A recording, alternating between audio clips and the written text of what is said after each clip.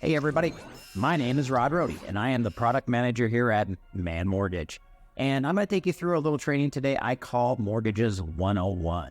With this, I like to give a background on what mortgages are, where they came from, and where the money comes from. Give you a hint, it's not banks. So let's get started with Mortgages 101. So what are these mortgage things exactly?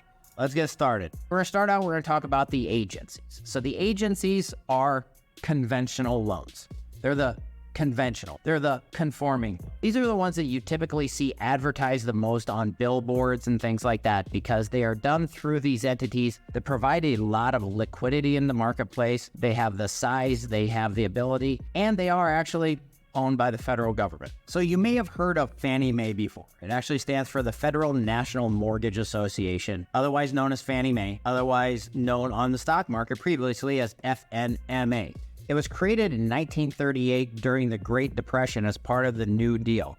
It was publicly traded since 1968 up until 2008. Its counterparty is the Federal National Mortgage Corporation, otherwise known as Freddie Mac, aka FHLMC. That was started in 1970 to basically do the same thing as Fannie Mae, that way that there's an extra player in the market. Fannie Mae gets a little wacky, Freddie Mac can step in. They made a lot of money. So Freddie Mac does basically the same thing. They were also publicly traded until 2008. In 2008, as part of the Great Recession, you heard a lot of stuff, you saw a lot of articles about where they got a bailout. So we talked about on the previous slide that last year, Fannie Mae made $12.9 billion. Freddie Mac made $9.3 billion. And I think we all know the last year was not the best year for mortgages, but they still made a lot of money. See, all that money actually gets swept to the government. So I've heard people say, never validated it, that actually the conservatorship or the investments in Fannie Mae and Freddie Mac, because of the money they've swept back from the companies since they've done it, was actually the best investment in the history of Wall Street. So there is that. We also have another player. These are Govy loans. So this is the Government National Mortgage Association, otherwise known as Ginnie Mae. This is a wholly owned government corporation within the Department of Housing and Urban Development. So they securitize, just like we talked about in the last example,